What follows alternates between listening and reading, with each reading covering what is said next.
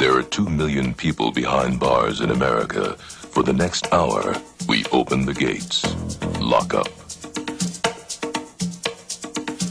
I pray to God that somebody recognizes what's going on here. You know, we in here just rotting away, you know. Today we have about 756 inmates serving a life sentence here at Folsom. I was state raised, federally funded. We're dealing with murderers and rapists, and that's always in the back of my mind. Treat us like slaves up in here, man. Sometimes you just got to do what you got to do, you know, whether you like it or not. A lot of times these inmates just don't get along with each other. You know, they didn't get along with people on the outside, that's why they're here. They were stomping his head. You can see he went out code 3 on the ambulance, so he's pretty messed up. It's like you see around here, it's like this every day. It's the way they lived on the streets, so they're living it inside the walls. Use your imagination, and anything that you can imagine, that's probably what goes on here. You watch horror movies? This is a horror movie. How you doing?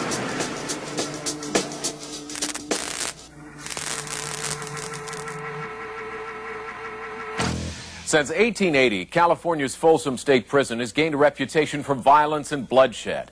Inmates once called it the end of the world. In December of 2002, the prison's worst riot in a decade broke out, with about 100 prisoners involved. Dozens were hurt before the melee ended when a guard shot and seriously wounded a prisoner. It's graphic evidence that keeping the peace remains a challenge inside Folsom, with officers outnumbered about 90-1. In this hour, you'll see what's being done to maintain safety and how violence sometimes boils over anyway. Folsom State Prison is located in the rolling hills of Northern California, just east of Sacramento. The original structures still stand as an imposing fortress of solid granite. Up close, the first thing you notice is how old the prison looks. Little has changed about these old steel doors. Many of them hung 120 years ago when the prison was still new. Walls that surround Folsom were built 30 feet into the air and 15 feet below ground to prevent tunneling. In the early years, state dignitaries were invited to the annual 4th of July activities where inmates were put on display. On most other days, violence ruled this yard where fights and stabbings were common. Even the warden was stabbed to death by a group of inmates during a riot in 1937. Originally constructed to relieve overcrowding at San Quentin State Prison, Folsom housed some of the most dangerous inmates of the time. Today, its history of a more violent time has not been forgotten. Folsom, just the aura of this place hangs above. It's like a fog hangs over this place. Daniel Bell is a newcomer, only on the yard for 4 months. I mean, you're like totally in awe at the fact that you're actually here, that so many men have died and lost their lives on this very yard right here. At the very spot we're standing, I mean, you know, men have got killed, so it's like you're terrified. No, this is my first time here. Don't like it. I don't like it. A lot of people getting stabbed, you know. I've seen people's throats get sliced. My first night in this building behind me here, when I woke up in the morning to gunshots on the tier, you know. You always have a fear factor when you walk through those gates. Anybody would be lying to you if they told you that they weren't scared when they were in here. There's not anyone who walks into Folsom that looks at those gun tires, which looks like old European castles, that isn't scared. David Benny Taylor is 60 years old, serving a life sentence for kidnapping and robbery. He entered Folsom Prison in 1975 when it was terrorized by sophisticated killers and gangs. The stabbings have been numerous. Some of them have been right in front of me. And when you see a person die, it sort of makes a change in you forever. The change makes you realize how tenuous life is or how important life is. And how 1 minute you can be alive and the next minute you can be dead. And it doesn't matter who you are. You can be the warden or you can be an informant. Everything in between can be alive 1 minute, dead the next minute. That's something you learn when you see these stabbings occur around you. And some of them died. And the code requires that you act like you didn't see it. I can recall those days vividly. We averaged anywhere from 4 to 6 gunshots a day at this prison, and you were constantly carrying a gurney with a wounded man on it. And many times, the man was dead. Lieutenant Tom Ayers, a former Marine, has been a correctional officer at Folsom for 21 years. When staff come in here, especially our uniformed officers, they are taught the history of this prison and the great sacrifice of people who have died here in the line of duty, and they're constantly reminded of that. Another reminder of Folsom's grim past is the execution room. The hanging area was right here. In the old days, what they did was they did turns. Down below is some more cells. And you got these cells up here. You work your way up to the very last cell. That was the death row cell. Over a period of 40 years, 93 men were hanged at Folsom, and the stay on death row was brief. Each condemned man waited for his turn at the gallows in tiny cells only a few feet away. At the very last cell, day of the execution, they would come in, they would basically put metal over the doors so you could not see it.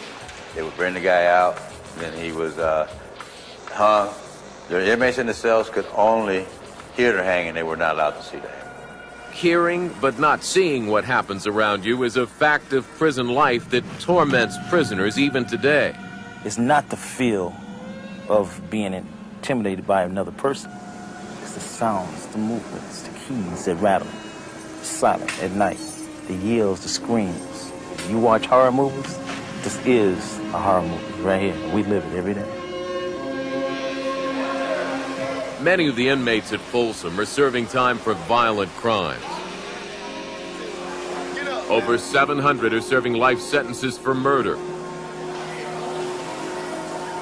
Due to the hazards presented by its archaic design, Folsom no longer qualifies as a level 4 maximum security prison. Therefore, it's been downgraded to a level 2 medium security facility. A level 2 is only a classification score. Within 2-3 seconds, that same individual at level 2 could stab another individual, could assault a staff member, and he has now become a level 4 individual within 10 seconds of his lifetime. People that don't work in a prison don't realize how dangerous it is in here. And a blink of an eye, something can go wrong. Blink of an eye, you can lose your life, or you can be crippled for life. I mean, there's inmates that I don't know for 20 years. Even though we're friendly, we speak, they know me by first name, I know their first name. They walk up on me, I still want to know what they're doing. The inmates who've been here over 20 years are lifers who may never leave. They came in as tough young prisoners and lived amid the violence. Violence that continues even now. Officer Darlene Feist is still adapting to working behind the walls of Folsom. I'm not used to being around violence when I started, not that.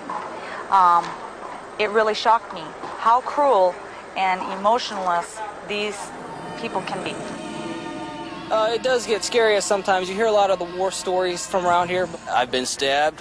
I've had my knee broke. Had a back injury first, stabbed. I was assaulted by an inmate in handcuffs. I was stabbed 7 times.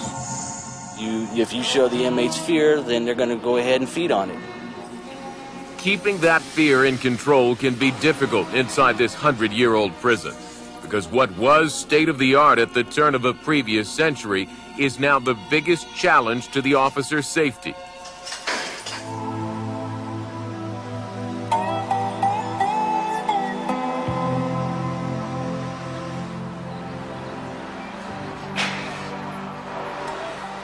Folsom State Prison is more than 120 years old, and as a result, the facilities are a patchwork of prison technology.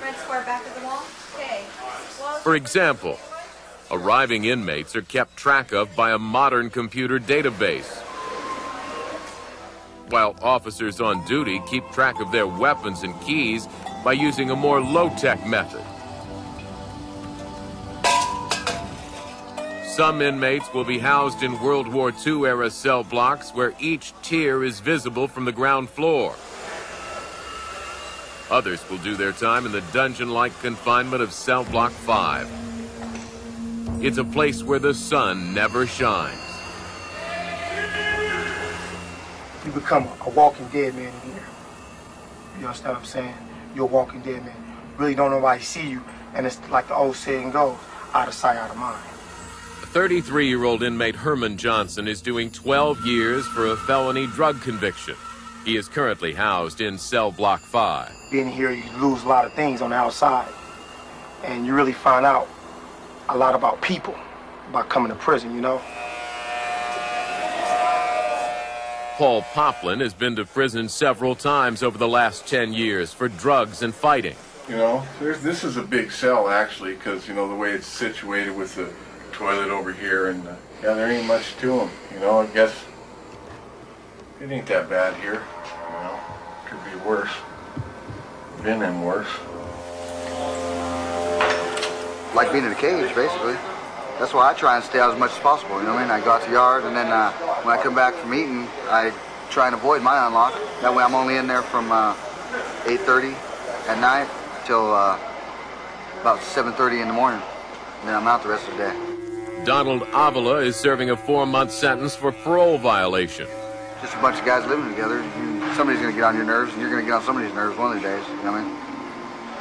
Inmate Johnson recalls his first experience with prison violence after going to general population, commonly referred to as the main line. When I hit the main line, maybe 2 weeks, not even a good 2 weeks, big riot jumped off, and I saw a lot of stickings and everything, and it was crazy.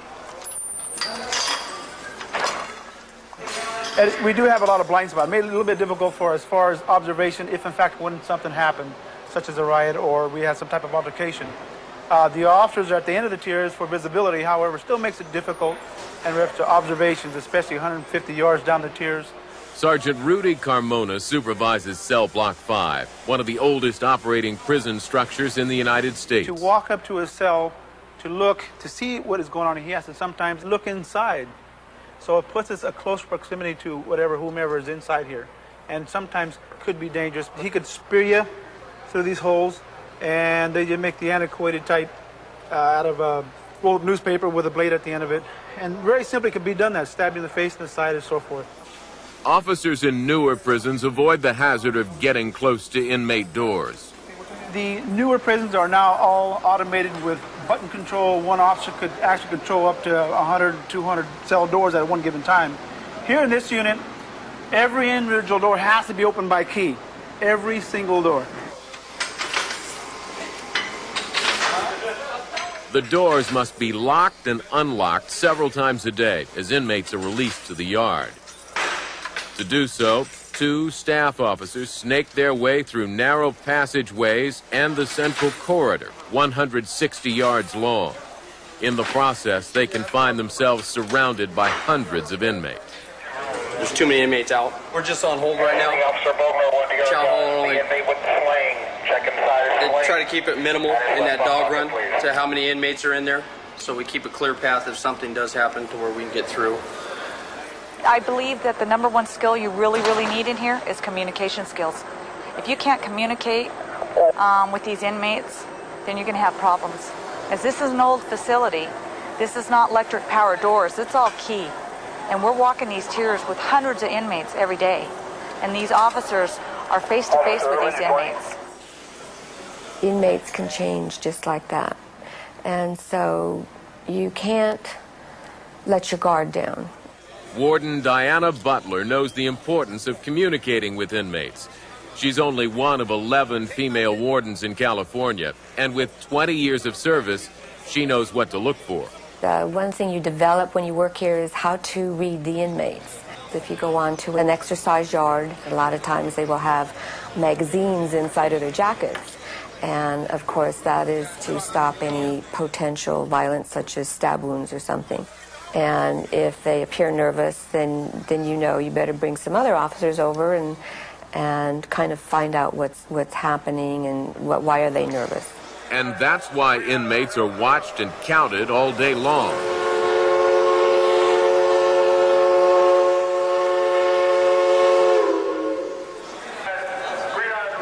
Right now we're having a major movement. We're having our main yard come in. In this particular building, this is daily, 7 days a week. every day. To prevent escape, inmates return 5 times a day to be counted, just as it was done a century ago, one man at a time. BB1, steady count. BB2, steady count. 76 on both. 76 on both. It's time for us to break the cycle of that stuff. It's time for us to begin to realize and know who we are. Amen? Each inmate at Folsom must find his own way of surviving physically and emotionally in this environment. It's like being set down in front of a mirror and made look at yourself all day, every day. And usually, having gotten yourself in here, there's not going to be anything in that reflection you want to see. A lot of people don't know how to do time. A lot of people come here and think they can play. That's their perception, you know what I'm saying? But the concept is to do time. Don't let time do you. After you get used to it, you know, you get programmed to how the system runs. But at first, it's kind of hard, you know. Inmates refer to this process of survival and rehabilitation in prison as their program. Well, basically, you know, you got to do something. You got to have some sort of program, you know what I mean? Everybody here know how to program, you know what I'm saying? This is a programmable tier. The main thing for me from day to day is to work to improve myself. Because this is a correctional facility, and I'm here for correction. And it's kind of hard to be in a situation like this because not everybody here is for correction. Not everybody here understands the meaning of correction. So when you're trying to change your life, you have maybe others around you that don't want to change their life. And it's kind of a struggle between, you know, evil and good, evil and good. It's tough being your own person in an environment like this, not to be sucked into the negativity. The saying, misery loves company, is so fit for this environment. Kindness, compassion, caring inside the institution, it's a weakness. They don't care about somebody's feelings. That's why they're in here. You know, that's why they're in here, because of what they did on the outside and what they did to somebody else. Part of their program for self-rehabilitation means contemplating their crime. That's a before, this is an after. Charles Williams was only 27 years old when he arrived. As seen through his prison ID cards, serving 21 years of a life sentence has taken its toll. A bar fight that got out of hand, led out into the parking lot, and I beat a man to death.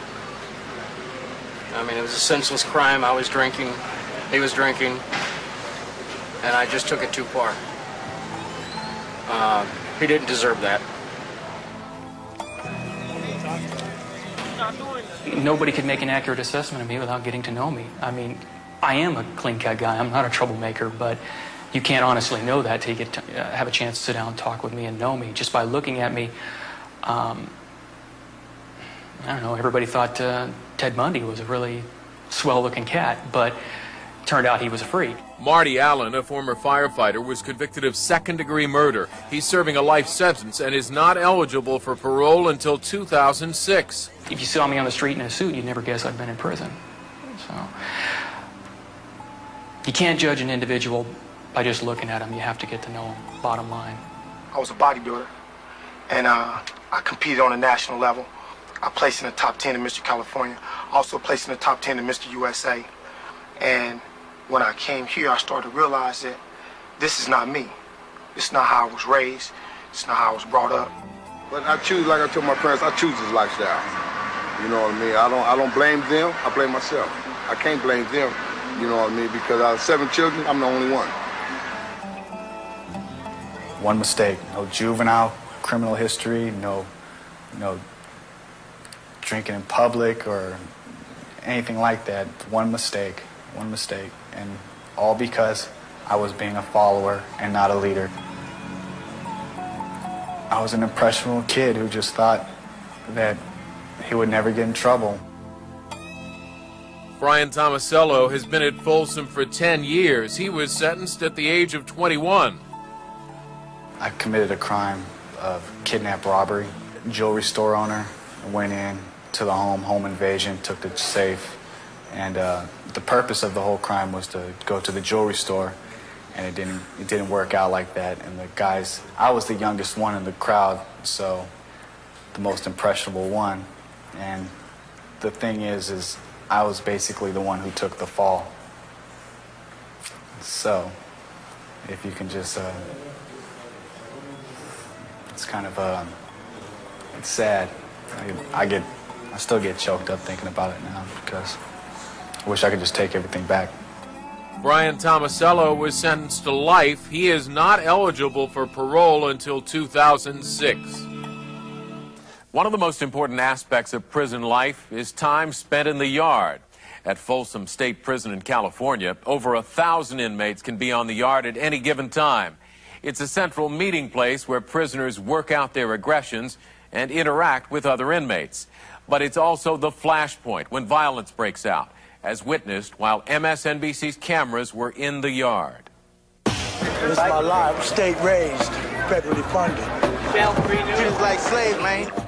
Treat us like slaves up in here, man. You see around here, it's like this every day. Seeing people, getting shot, killed, riots and, melees and stuff like that. Like if you get somebody that's been an informant from your county, or a child molester or something, somebody in your car, that's your county, your local people, that are here in prison, you got to handle it. Somebody's got to handle it, or the whole car is shunned. Your whole car will be put on shine, on lame status. Because Folsom's yard is the smallest prison yard in the state, no one is segregated. Members of the various prison gangs who are known to be enemies are forced to walk amongst each other. If I can describe it and sum it up in one word, I would say it's like a big toilet waiting to be flushed. Come here, both of you. Hey, you two, come here.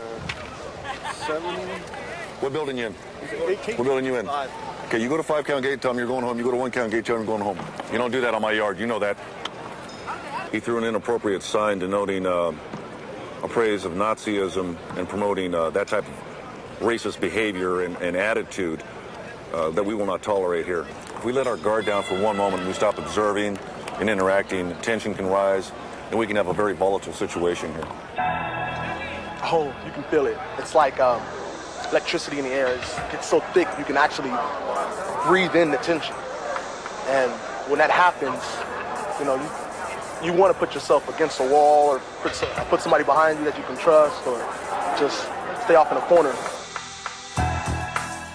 In a blink of an eye, that much time it can change.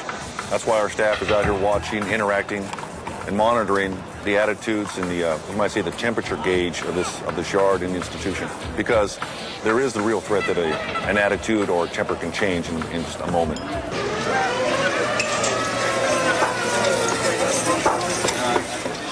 And tempers did flare while MSNBC's cameras were in the yard.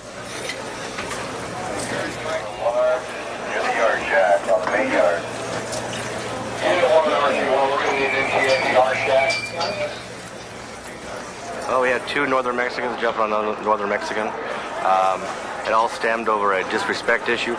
Yesterday, they beat him up over here in front of the art shack. The guy that beat him up was about the victim's age. This guy I know is in his 60s. Apparently, the Northern Mexicans felt business wasn't handled properly, so therefore today they sent over guys about a third his age. The guys that beat him up today are probably early 20s, late teens. What you saw here today was actually in a battery. They were stomping his head. You can see he's pretty messed up. Lately, the Northern Mexicans have been acting up more so than any race on this yard, beating up their own over respect issues. Prison's about a lot of respect. When you're disrespected, situations like this take place. As long as you have street gangs, you will always have prison gangs. These guys aspire to do that. Most individuals in free society would aspire to be doctors and lawyers. These guys don't think past tomorrow. They don't know what they're going to be doing a half hour from now. They aspire to be the shot callers, the leaders, the gang members. And just talking to these individuals at various times, I've posed that question to them. why is it that you want to do this lifestyle? And basically it's because that's what they look up to. The inmate who was attacked will survive because of quick response from prison staff on the yard. If they comply to your orders, they get down, you cuff them, bring them to the custody complex, interview them from there. If not, then sometimes force is used, baton, pepper spray. In this situation, there was no weapons involved, therefore the gunners didn't have a reason to shoot. The 2 inmates responsible for the attack were found guilty of battery and received 180 days added to their sentences.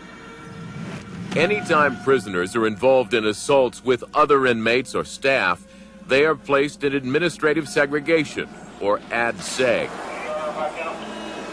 Officer Jeremy Packard works on ad-seg, where inmates are locked down and watched 23 hours a day, 7 days a week. You always have to stay alert. You never know what an inmate's doing. You never know what he's thinking.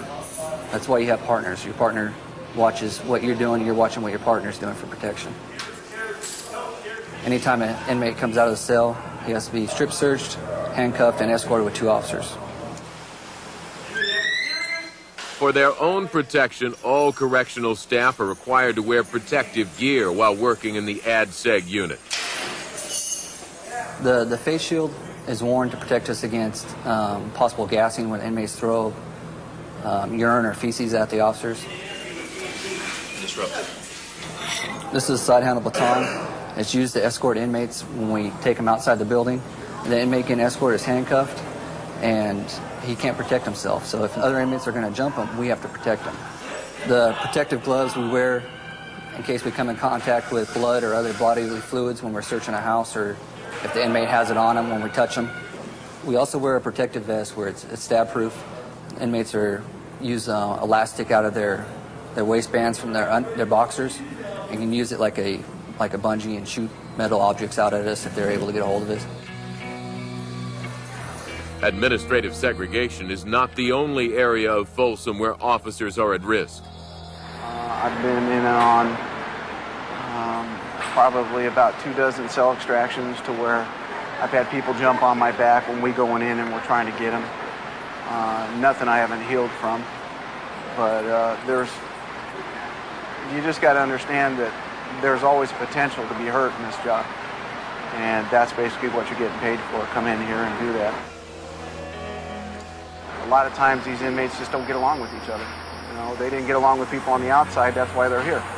And you put them all in the same setting, in a small cell, you have the ability to be volatile. For the inmates who demonstrate good behavior, there are areas of Folsom Prison that appear more like scenes outside the wall, where inmates are able to learn things like landscaping, how to rebuild computer systems, study in the law library if they choose to appeal their sentence, learn about carpentry, or the most prized job among inmates is making license plates. Every single license plate in California is made here. But anytime inmates have access to power tools and steel equipment, there's a danger of weapons getting into the population. You know, it's kind of hard for us to live up in this small space. Well, most of my laundry I do in the cell. Like I said, it all depends what your cellie is like. Now, if you got a messed up cellie, you're not going to want to be in here with him. You know what I mean? Because it's too much animosity. Inmates spend years living in cells with floor space about the size of a piece of plywood, 4 feet by 8 feet. Yet in this tiny space, they manage to hide weapons and contraband not allowed in Folsom Prison. That's why there's the Investigative Services Unit, sort of a police department within a police department. Officer Juan Borrego and his team investigate prison gang activity, inmate squabbles, and homicides. And to keep all those things from getting out of hand, he's constantly looking for signs of trouble. They'll use toothpaste. They'll use any type of ceramic putty or cement, anything that's in the institution, to be able to conceal things, and sometimes even hidden compartments. When inmates are released to the exercise yard, they never know if Officer Borrego is looking in their cell. But when they return, there will be no doubt he was there. Nothing is overlooked. Tubes of toothpaste. Try to see if the integrity of it has not been broken. A lot of times they'll stick down, stuff it in, and retrieve it later. You get these speed sticks, stuff like that. Usually what we'll have to do is we'll have to go all the way through to make sure that at the very bottom of this, they don't secrete something. But at this point, you can see where there's nothing there. Sometimes they'll actually allow or rent each other pornographic material. Bedding has always been a good place to hide things for them. Kind of like a food of choice in the institution, top ramen. It's a delicacy. You can see these individuals here have a lot of personal property. Well, the first thing that I do, and this is just my personal observations and how I do my cell searches. I would take an overall view of the cell. It tells me a little bit about the individual. Is there certain colors that are prevalent in the cell? It'll tell me if he's some type of a disrupted group, if he's a blood or a crip, just because of the colors. If he's Hispanic, he's a northern Hispanic, or if he's a southern Hispanic. If I see swastikas in there, my clues tell me, white supremacist cause. So that tells me a little about him. If it's unruly, unkept, is he a drug addict? So I take all those things into account before I look, depending on what I'm investigating. This was just a routine cell search. This time, nothing suspicious was found. But that's not always the case. As you see here, we have a wide variety of weapons that have been discovered here at Folsom. They go all the way from the big type of weapons all the way down to the slashing type of instruments. They'll roll newspapers up. They'll actually make real crude type of darts that are dipped in feces and urine and are shot at staff. We see these bottles here that are taped up together. One of the things that they do here is they secrete things in their rectums. The individual that had these bottles was actually trying to stretch his rectum up to be able to smuggle in some dynamite into our institution. Another way weapons can get into prison is through the mail.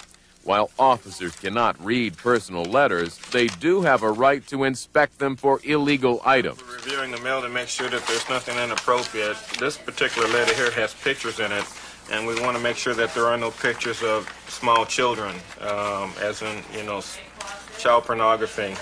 So once we determine that these pictures are within the guidelines of what the inmates can have, then we'll go ahead and, seal it back up and allow them to have that.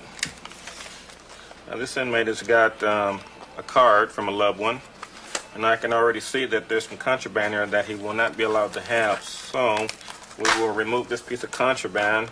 And since drugs are secreted frequently inside cards like this, we want to check to make sure that the card is not been altered in any way. Very time-consuming and exhaustive process, but it's what you have to do in order to ensure that drugs aren't getting into the institution. Their living quarters have been searched, the mail has been searched, and now the inmates who've been allowed to attend classes or work in the equipment shops must line up for yet another sort of inspection. Each man must disrobe and shower in a full view of prison staff. Clothes are carefully examined as inmates pass through a metal detector. For all of the scrutiny over things inmates are not allowed to have, one of the things some of the inmates are allowed is conjugal visits. A row of small apartments ringed with chain link fence and barbed wire are made available for family visits for inmates who are eligible and demonstrate good behavior. In other words, I behaved myself well enough to get out from behind the wall. Gordon Simpson was sentenced to 5.5 years for receiving stolen property. He has 2.5 years left, and his wife Barbara is allowed to visit. We met through a friend. My best friend, they were in the same county jail together, and they were writing. She gave him my address to write to her, and I kept getting these letters, and I sent them on to her. But I got these really good vibes from his letters, and I'd never written a stranger in my life, and I wrote him. We just wrote back and forth. Then she finally we put in for an application for visiting. It took me 8 months to get cleared. Yeah, because it's a long process to get cleared. And especially if... She'd been in trouble herself yes. A long time ago. So anyway, then we sort of fell in love, got married, and here we are. I got married here December 9th of last year. So, in fact, we honeymooned in this very cottage here. So, this is only our third time we're going to have a conjugal visit, so. So it's pretty cool. Yeah. It makes time go by a lot easier. A lot easier. Doing time in Folsom affects the prisoners in two ways. Physically, they all make the adjustment to the rigors of prison life. Regular meal schedule, regular work program, constantly being counted, daily searches of their bodies and their bunks. But emotionally, they all talk about separation from family as the most difficult part of doing time.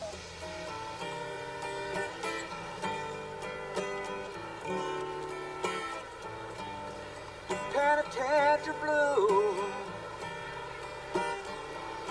crying over losing you. For many of the inmates doing time in Folsom, it's not their first lockup. This is my fifth penitentiary. I've been all around. Yeah, I've been in the system for a while. Soledad, Tracy, Solano, Jamestown, and then now here.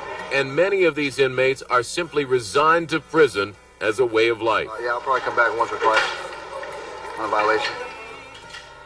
I can't shake these penitentiary state blues. But Flacco has come to the realization that hanging with a street gang does not mean lifetime loyalty. Well, basically, you know what it boils down to? An eye-opener for me was when I fell, you know, when I got locked up, where were they? You know, the only people riding me, the people taking care of me right now is my family. You know, all them guys, oh yeah, homeboy this, they're nowhere to be found right now. You know, so when it boils down to it, who's really here for me right now is my family. And for Chester Reed, it's that separation from family and his wife of 32 years that is most painful. The misery I went through inside these walls and the pain that I caused my family, it'll never happen again, not in my lifetime. It hurts me just to think of the hurt that I caused those ones out there that loves me, especially my wife. She was there all the time. And then being together for 35 years as my soulmate, I don't even like insects to bite her. That's how personal I take it. Twice a month for the past 6 years, Chester's wife Ruby has flown in from Texas to visit. One of the things about your spouse being incarcerated is that you feel so much shame. You know, we had a pretty middle-class family. I mean, my daughter thought it was a perfect family. I have 2 adult children also. And suburban home. This stuff doesn't happen in your family. When it did happen, you don't want anybody to know about it. Man, for me to sit here in front of a camera and talk about this and think that somebody else would see it, especially somebody on my job, is more than I would have ever thought. I mean, my family didn't know about it for 2 or 3 years. What did you tell them? What did you tell your family? That my husband was out doing work. He was working, so I was kind of fudging it, thinking, well, he is working in prison, so I'm not really lying. And they knew that my husband would travel from time to time. So for years, I covered it that way. Everyone in life periodically has told himself, what I do only affects me. It's not true. When you do wrong and you're incarcerated in prison, it affects everyone who loves you. First-time offender Brian Tomasello now has a greater appreciation for the little things in life. Through this experience, you learn that all the things that you took for granted, washing your clothes in a washing machine, I mean, something little may be to you, but now to me it's going to mean everything. You know, walking into the grocery store and having multiple choices of items I want to buy, or going clothes shopping, or just getting in the car, going to see the beach. That's what's tough about being in prison, because everything's the same day in, day out. Basically, your program doesn't change. Once I leave here, I'm leaving here. It's going to stay behind me. I don't want nothing to do with it, you know. Flacco came to Folsom Prison in his teens and hopes he can overcome the stereotype of his street gang background. I came to prison right when I turned 18, you know, and I'm missing the best years of my life, you know. So, you know, it opened my eyes a lot, you know what I mean? Being away from my family and all that. I mean, that's the most precious thing to me is my family. You know what I mean? I'm sure people, they're going to be watching this, they're going to look at us, they're going to look, you know, these guys look like criminals. They look like, You know, look at this guy. He got his ink all over him and that. Shouldn't be let out. Yeah, you know what I mean? But that's on them, you know what I mean? That's on them. I got a beautiful girl in my life. She sees all this. She sees, you know, when she sees all this, she don't buy it, you know what I mean? She don't trip on it. My main priority is to get a job and just, you know, find myself a little corner, you know what I mean? Do my little thing, you know, got my girl. Basically it. You know, retire old ties with my family. And that's pretty much it. Stay away from old friends.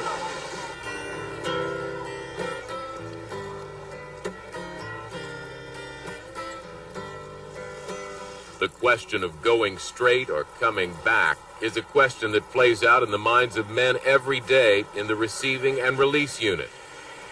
Here, there's an ebb and flow of new inmates checking into the system while other inmates are there to pack up and move on. On this day, Anthony Nelson is going back to his food distribution company in Lake Tahoe after a year in Folsom. And 23-year-old Jesus Acosta, a gang member from East LA, is being released after serving 4 months. First name? Jesus. See you when you come back, homie. Yeah, right. See you when you come back. All right. I'll still be here. It's true, you never know. That's why you gotta be careful. It's kind of good because you know that you're gonna come right back if you're not on your toes out there. It's easy to get in trouble. Come right back. Will they be back? Young Jesus has been in prison once before. And for Anthony, this was his 4th time behind bars. One day you'll find me on the main streets. I'll be the one who's looking square. Oh, yeah. If the goal of prison is to deter, punish, and rehabilitate criminals, maybe Folsom is doing something right. In the past 10 years, Folsom inmates have provided about 1.5 million hours of community service. At that rate, in a single year, the labor saves community agencies over $2.5 million. The true test is whether these inmates can continue using the skills they learned inside Folsom to help their community once they are released. For MSNBC Investigates, I'm John Siegenthaler. To subscribe to our MSNBC Primetime newsletter or for information on upcoming programs, go to prime.msnbc.com.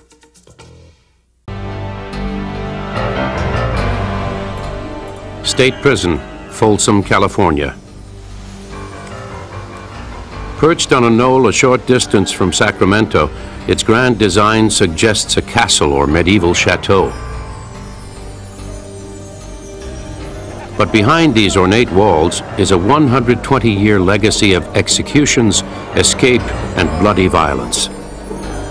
One of the years we had over 280 stabbings in the institution, over 400 rounds fired in 1 year.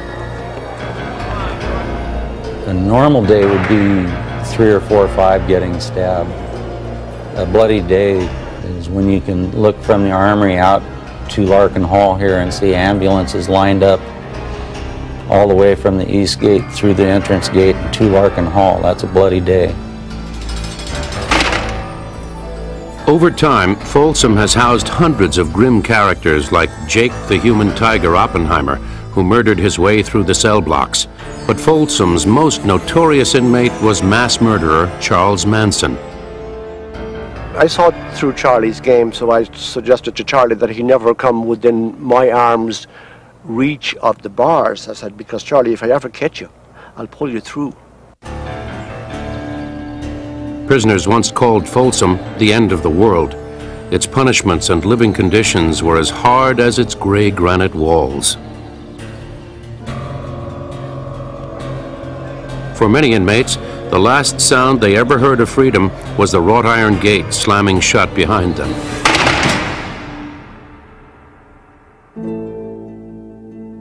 Folsom was the second prison to be built in California. It was conceived in 1858 as the answer to the problems occurring at the state's first prison, San Quentin. After only 6 years in operation, that institution had become overcrowded and corrupt. The site chosen for the new prison offered a vast deposit of granite which could be quarried to construct solid, escape-proof cell blocks. The plans came from prominent Sacramento architect A.A. Bennett, who later designed the California State Capitol building. From the beginning, Folsom was envisioned as a place where prisoners would work for the benefit of the state. Hard physical labor was a part of the concept of punishment in vogue in 19th century America. It was believed that such work would both punish and regenerate criminals serving time.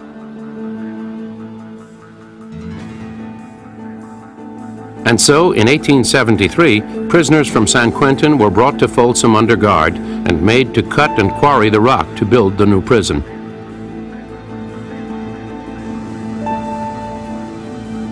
Thousands of tons of blue granite were cut from the quarry, and within 2 years, the inmates had built the first cell block and support buildings. The structure had the appearance of a turreted castle from medieval times.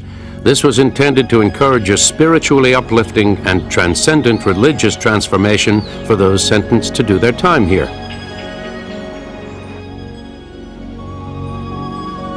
On July 26, 1880, Folsom recorded its first prisoners. Inmate number 1 was a Chinese immigrant convicted of assault with a deadly weapon. He came to Folsom along with 44 other Chinese prisoners. Most were soldiers in the Tong Wars, an ongoing conflict between Chinese organized crime rings that centered in nearby San Francisco.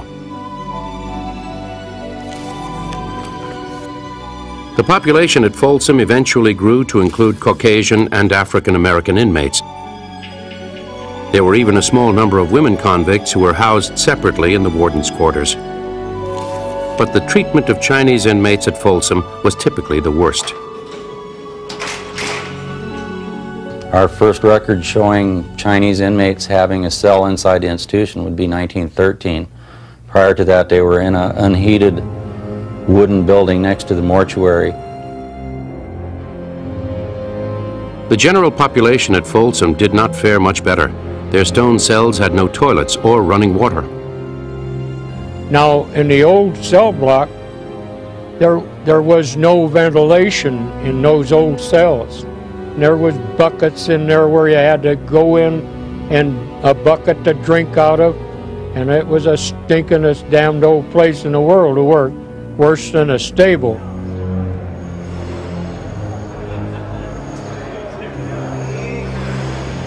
The 3-story cell block was built to hold 900 prisoners.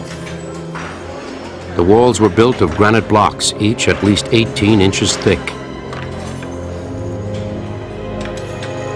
At the time, it was said that if a man was locked in one of these cells with all the tools, drills, and levers of a stone quarry, he would not be able to break out in 24 hours of uninterrupted labor.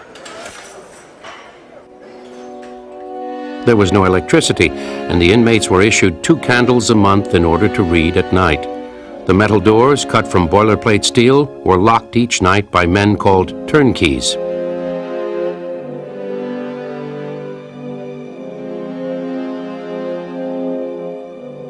For the first 40 years of its operation, Folsom was one of the few prisons in the United States without an outer wall. Funds from the state had run out before it could be built.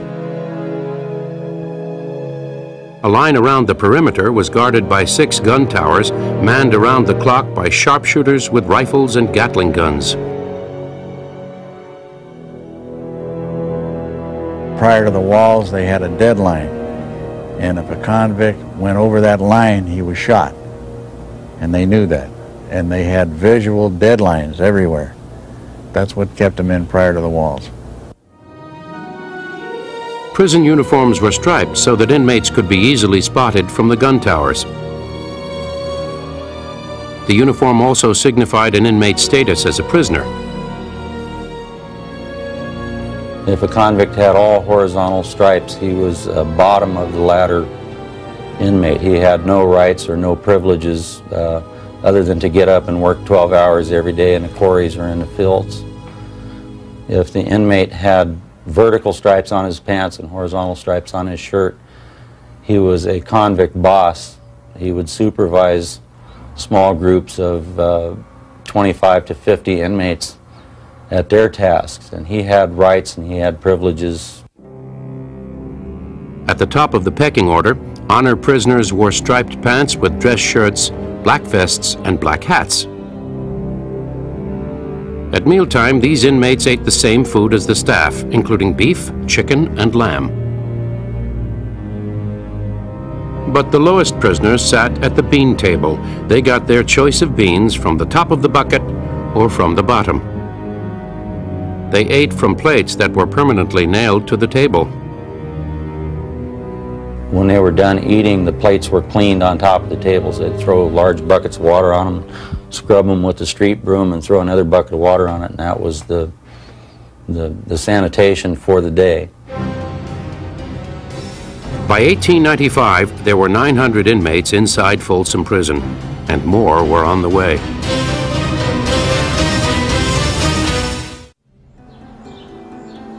The new state prison in Folsom, California took pride in its innovations. These took shape under the leadership of the warden, Charles All, who was appointed in 1887. A former Wells Fargo detective, All was a strict disciplinarian and had a standing order for his guards to shoot any convict trying to escape. All also followed a mandate to improve living conditions. In 1890, construction began on a powerhouse at the prison that would generate electricity from the American River that ran below it. This was the first electric plant in the region. Eventually, the prison helped supply power to all the state government buildings in Sacramento, some 22 miles away. In 1893, the first electric lights were installed in the cell block, and inmates no longer had to use candles to read at night.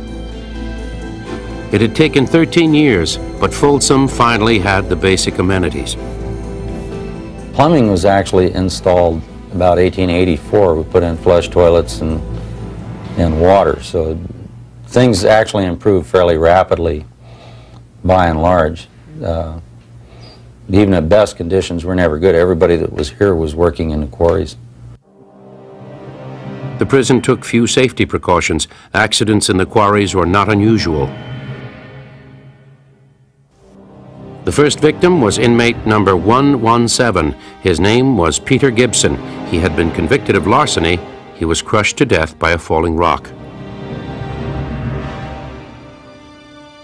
Captain of the guard P.J. Cochran was standing under a derrick used to move heavy boulders when its boom fell off and killed him. Still, the quarry was profitable for the state. In September of 1882, the prison began to sell its granite to buyers all over California.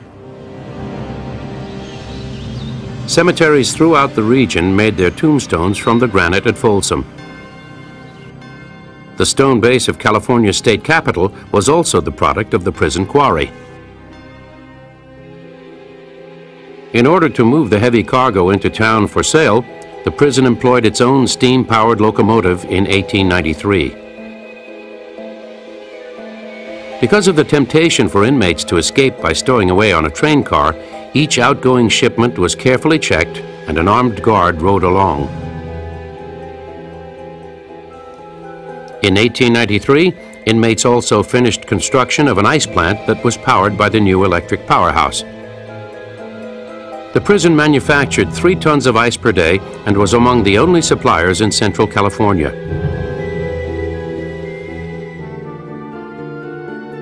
Folsom also became a community center. As early as 1892, the prison hosted an annual 4th of July celebration. The inmates were treated to iced lemonade as they watched the prison yard fill up with visitors. On the 4th of July, people would come not only from all over the area, but from all over the state to visit the prison. We would have sporting events between the inmates, bicycle races, boxing matches, shows put on by the inmates where the costumes were provided by Hollywood.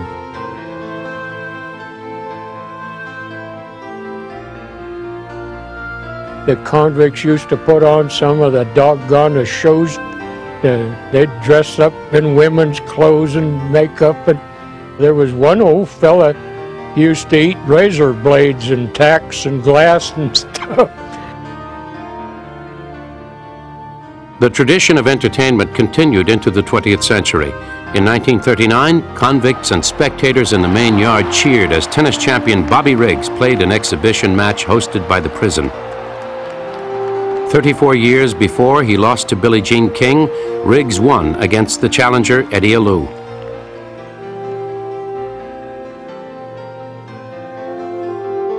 Prison life also included a 4-chair barber shop that was staffed by inmate barbers.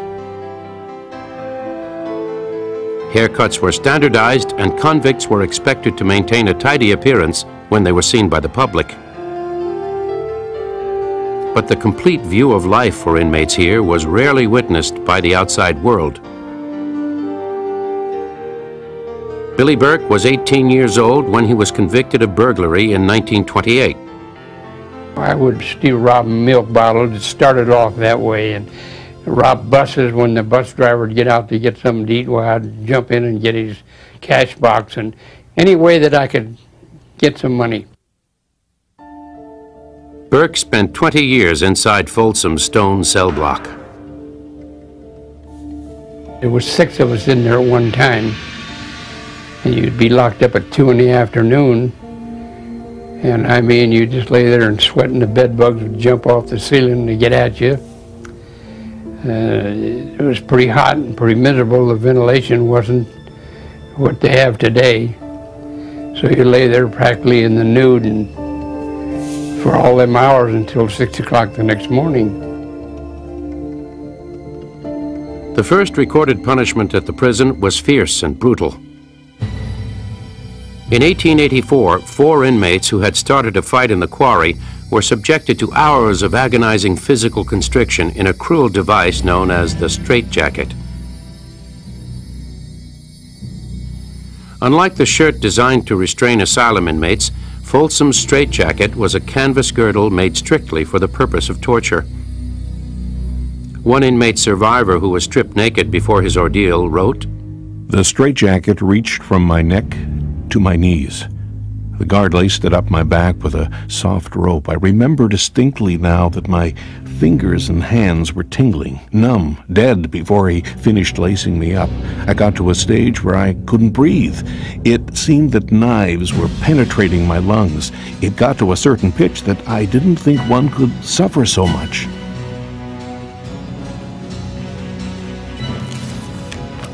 Some inmates were killed or deformed by the use of this and other grim punishments. For severe offenders, there was the torturous practice called tricing. There was tricing rings where they'd handcuff an individual and trice them, pull them up to where they would be standing and their arms in the air, and just their feet would still be on the ground but barely, and they would stay there for the day for refusing to work. Use of these disciplines continued until 1913, when California's legislature labeled them cruel and unusual and abolished them. That same year, air holes were drilled into the solid steel cell doors that up until then had only small slots for ventilation and inspection. After 1913, only 3 forms of punishment were legal in California's prisons. The first was the removal of privileges like tobacco and outdoor recreation time. The next level of discipline restricted the convicts' meals solely to a diet of bread and water for an indefinite period. The most severe form of punishment was lockdown in solitary confinement for 6 months at a stretch. But while corporal punishment was not officially condoned at the state prison, it was far from over. Jack Pert's career as a guard at Folsom began in 1938 and lasted 26 years. He recalls his duty supervising a work gang. Once in a while, when I had a guy on my gang give me a little trouble, maybe he couldn't hoe very good, you know. "Oh, mister, I don't know how to hoe." Well, I'd have an old con boss that was the toughest guy on my gang. I'd say, "This fella don't know how to hoe." you know, and he'd say, "Hey, boss, look over there." Pow, I'd hit that guy on the eye.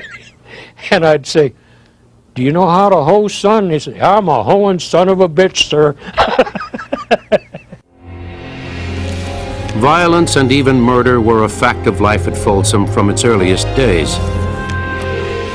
To deal with the worst offenders, the prison stood ready to impose the ultimate punishment, the death penalty.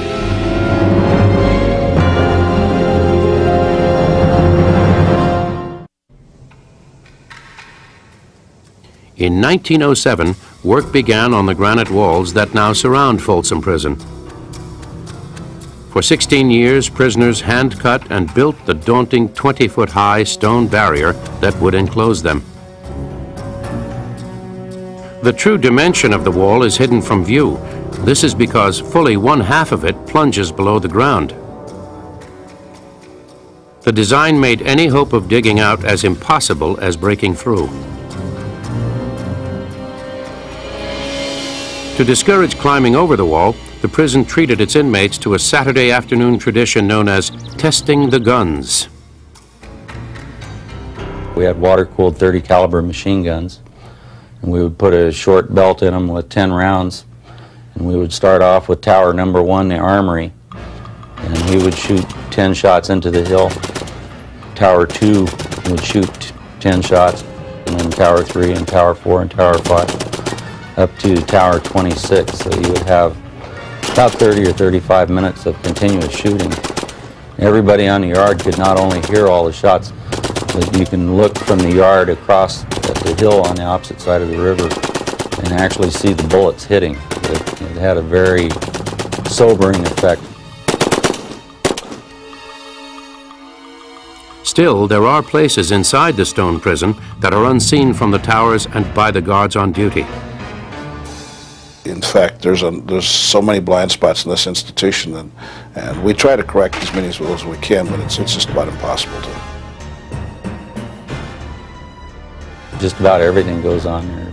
You have drug use, homosexual activities, you have killings, you have stabbings, you name it, and it happens. Weapons like these makeshift knives called gaffs have been used routinely in the blind spots to settle personal differences and enforce a certain code among the inmates. Anybody that informed a rapo or arsonist or baby molester, it wouldn't take them long to get them. They'd wait in their time and catch them and kill them. Murder committed inside the prison was considered as serious an offense as it was on the outside. In 1895, Jacob Oppenheimer was sent to Folsom to serve a 50-year term for robbery. Within 3 years, he had killed a fellow inmate and was transferred to San Quentin to finish his 50 years and begin a life term for the murder. At San Quentin, Oppenheimer killed again, another fellow convict. This time, he was sentenced to death. He was transferred back to Folsom to await his execution. While on death row, inmates labeled Oppenheimer the human tiger because of his predatory behavior. He struck once more. The victim was another death row inmate.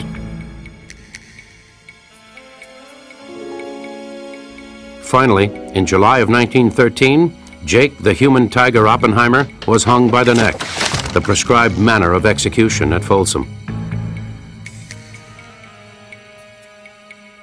From the beginning, Folsom stood ready to carry out the state's mandated executions at the end of the hangman's rope. In December of 1895, Folsom executed its first prisoner. He was Chin Howe, convicted of first-degree murder. In all, there were 93 hangings at Folsom Prison from 1895 until 1937. Death Row was a group of stone dungeons isolated from the main facility.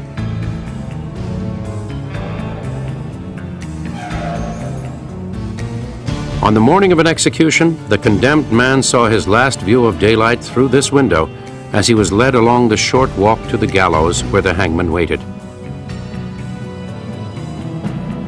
The last hangman at Folsom was a man named H.B. Trader. There was the cold-bloodedest man I ever met in my life. He would get $10 and the rest of the day off after he'd pulled a trap door to drop that guy. The hangman hung his rope from this area of the ceiling. This is one of his ropes, and he would stretch it between a windlass and pull it tight, take all of the spring and bounce out of it. He would then weigh and measure the inmate that was going to be using the rope. And he would custom build the knot to fit the inmate's neck exactly so that it would snap his neck without snapping their head off. They had a problem with hangings. It was probably 30% of the time it acts to remove their heads when they would drop, if they dropped too far. The prison archive includes a logbook of the executions. Its chilling pages contain the faces of condemned men in their final hours. Next to that, a few brief words record the time of death and the distance dropped. Ivan Kovaler was the second prisoner hung in 1895. He was convicted of first-degree murder and was dropped exactly 7 feet. Edward Montijo was 19 years old when he was condemned for murder in 1925. He hung for 12 minutes before he was pronounced dead. 25-year-old William Hudson wore the prison's white shirt and black suit to his execution in 1931. He was buried in a sheet so that the suit could be used again. In 1937, California installed the gas chamber at its prison in San Quentin. Thought to be a more modern and humane form of capital punishment, this step relieved Folsom of its execution duties. On December 12th of that year, convicted first-degree murderer Charles McGuire was dropped 6 feet and 1 inch to his death. He was the last prisoner executed at Folsom.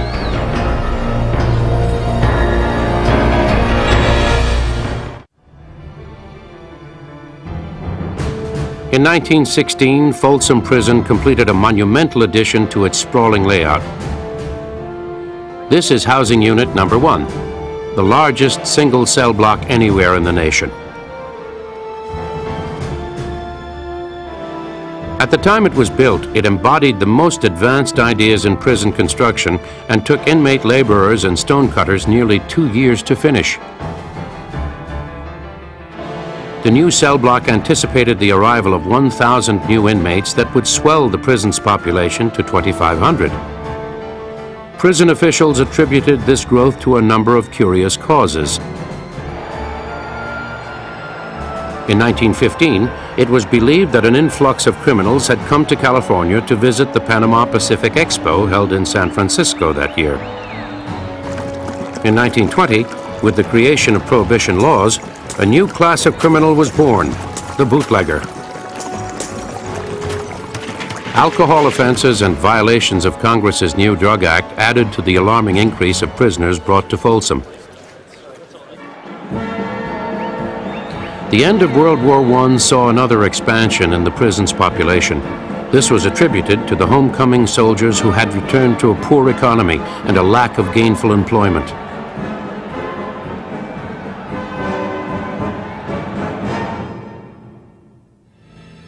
By 1930, the prison population was 2,097. More than half were locked up in the mammoth cell block known as Unit 1. Inside, 640 cells are stacked 5 stories high. The cell block is so large that its furthest reaches nearly disappear into a steel horizon. You have gunmen patrolling around the inside of the wall all of the time, watching the inmates in the cells and the movement within the building. But the cell block itself doesn't touch any outside portion of the building. It's bigger than most prisons in the United States. This is just in one housing unit, which is run by a lieutenant, 2 sergeants, and about 8 officers. Because of its immensity and small guard staff, the dangers in Unit 1 are very real. Its blind spots allow for stabbings and assaults. But it is the open walkway or tier more than 5 stories high that inspired a macabre nickname, the Superman Training Ground.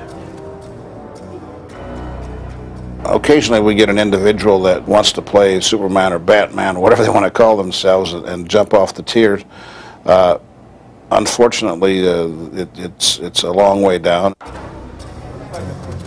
We've had 2 inmates drop from the 5th tier.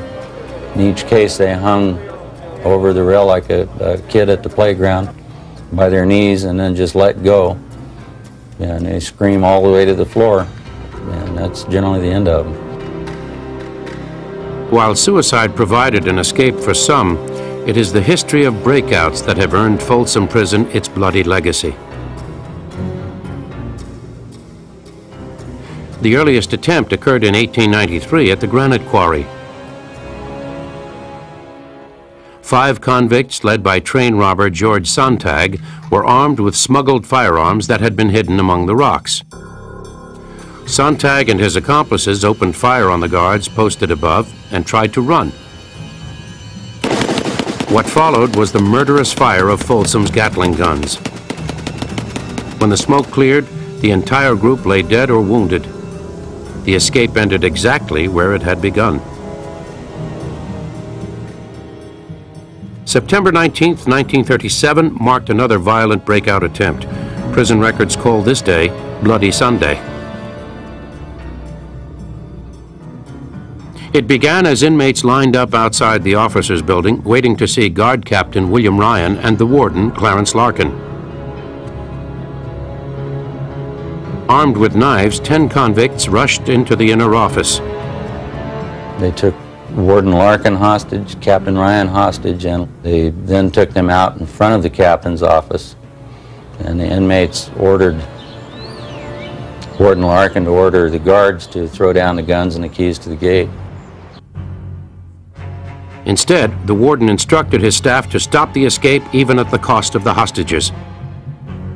And when Larkin gave the order, the guard stepped out in front with .30-06 and just started shooting inmates. Inmate Billy Burke was on the yard that Sunday morning. The first shot, if I remember right, come from a fellow down by the commissary gate. And he got one of the guys, killed him right. And then the cons started running their knives into the warden and Bill Ryan.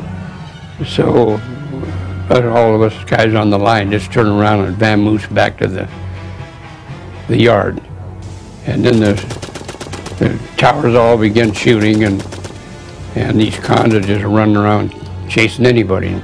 The guards rushed in. It was a regular slaughterhouse there.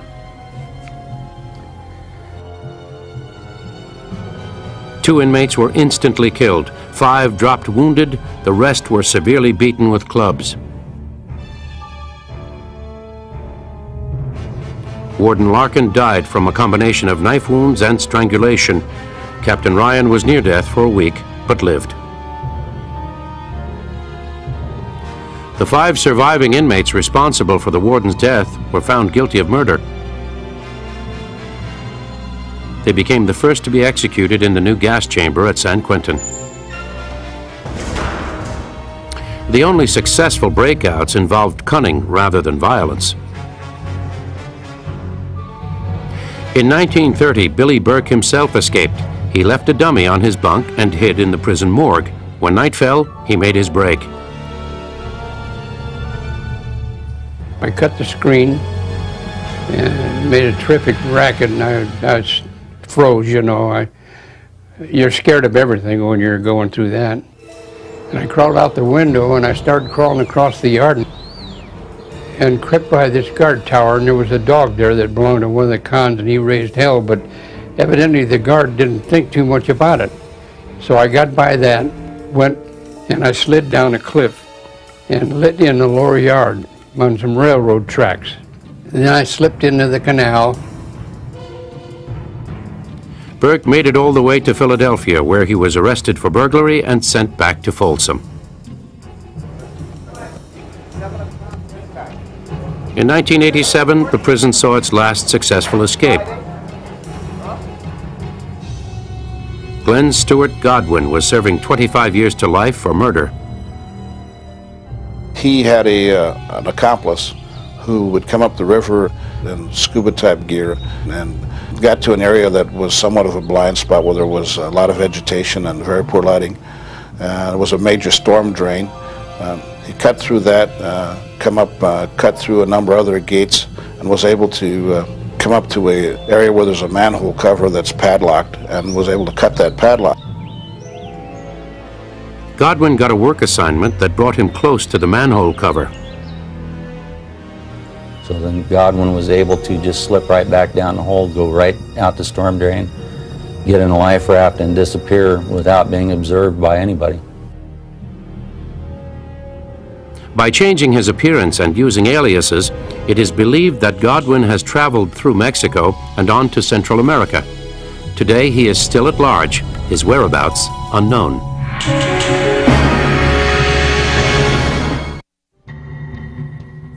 In 1971, one of the most chilling mass murderers of the century was delivered to Folsom Prison. This was Charles Manson. Manson was the scraggly, wild-eyed leader of a band of young followers he called the Family. In 1969, Manson's incoherent preaching about race wars and Armageddon culminated in a savage murder spree in the hills above Los Angeles. Publicity in the Manson case was rampant, and his 2-year trial ranked among the most expensive in California history. When Manson arrived at Folsom to begin a life sentence, prisoners and staff alike took notice. Father Dennis Keeney was the new prison chaplain. I remember meeting Charlie shortly after he came here, and I just said hello to him, and he came to the front of the cell, and he wanted to know if I knew who he was, and I knew who Charlie was, but I didn't want to give Charlie the satisfaction of being notorious in my mind, so I said, well, I really don't know who you are. Do you want to tell me who you are? I think he was trying to impress me or perhaps scare me. And he told me that he was so bad that if he could get out of the cell where he was housed, that he probably would kill me with his bare hands. Prison staff are instructed never to show fear in the face of an inmate's threat. I saw it through Charlie's game, so I suggested to Charlie that he never come within my arm's reach of the bars. I said, because Charlie, if I ever catch you, I'll pull you through. And then I won't even tell you what I'm going to do with you when I get you outside here. Frail and weak at 37 years of age, Manson was held in Unit 4, the newest and most secure building at Folsom. Prison guard Tom Hickey was assigned here during Manson's stay.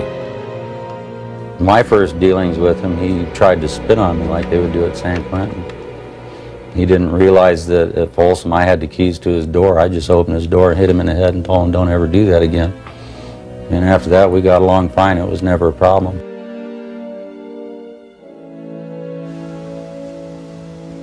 In 1993, Folsom Prison was changed from maximum to medium security. Manson was transferred to Corcoran State Penitentiary to serve out the rest of his life sentence.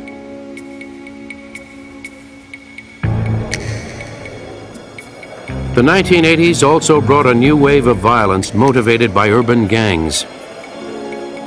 After '82, we started dealing with the street gangs, you know, the Crips and the 18th Street Gang and the different gangs coming in. These guys wanted to prove themselves so that they could get up and become members of the known prison gangs. So the violence just kind of perpetuated itself. In 1984, more than 280 stabbings were recorded. Such conflicts were often settled by guards in the gun towers. If there were lethal weapons involved, if the inmate had a knife or a weight or was applying the boots to the other one's head, then you're justified then in using lethal force. So I would pick up Mini 14 and try to shoot them in an arm or a leg. All the ones I shot lived. I was lucky. I was able to maim them all instead of killing them. A lot of other people haven't been that lucky.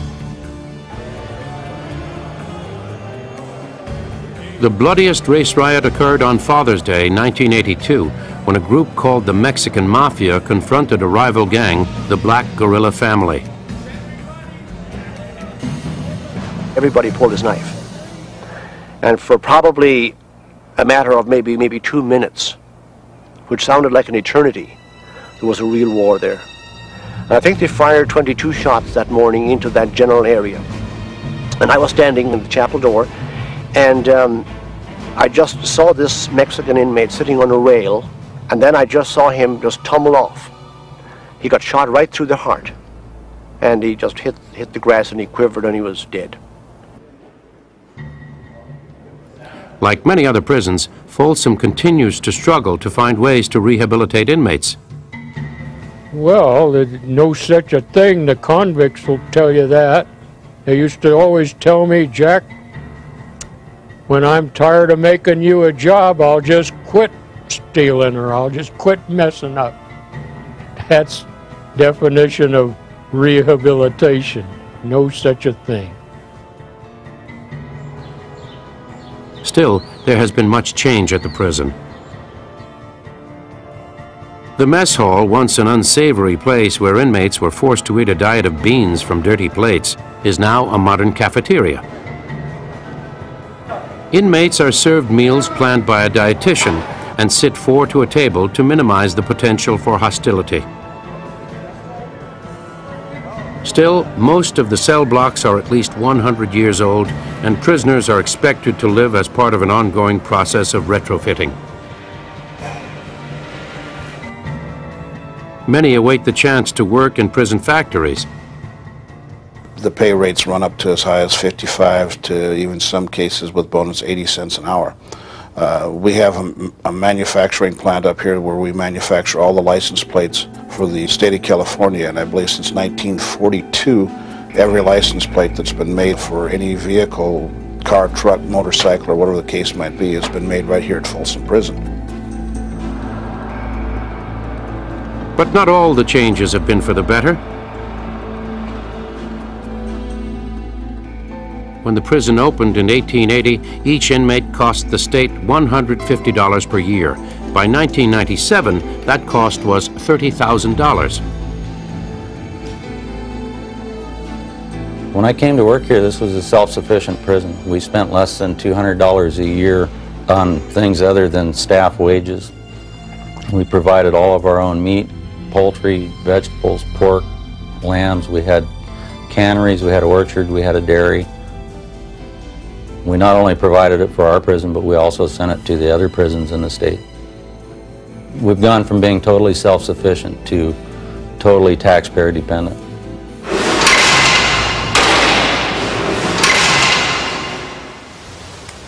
Through the years, one site has remained constant in the minds of inmates and staff: the prison cemetery.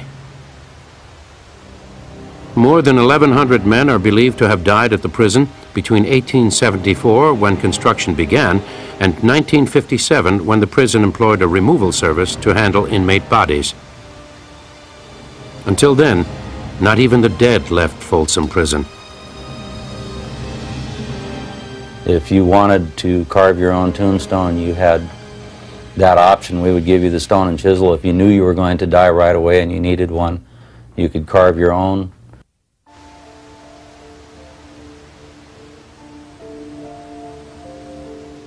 Most of the men who were hanged at Folsom are buried here. So are those who died in the quarry or in riots.